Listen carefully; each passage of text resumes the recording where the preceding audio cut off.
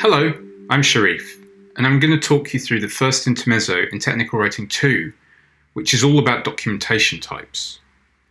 Often the people attending your class won't have given much thought to the idea of different types of documents aimed at particular audiences. How do we go about making sure we've got the right information presented in the right way for the right audience and at the right time?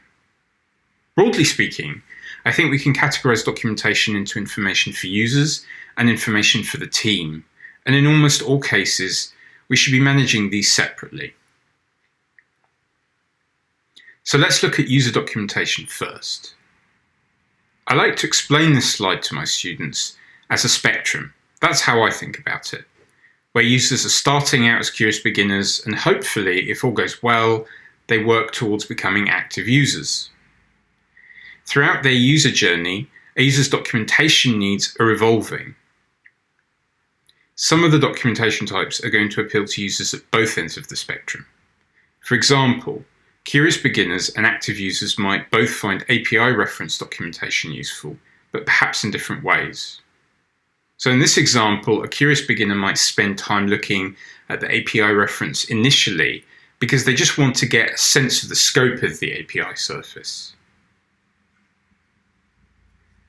Other documentation types, such as getting started guides and case studies, are particularly useful to users who are evaluating an unfamiliar technology. Active users are going to be more interested in the day-to-day running of technology and less concerned with learning or evaluating topics. Active users might be more inclined to access documentation for quick reference or just to keep up to date with new features or changes. We can also briefly consider the documentation needs of teams we're working with.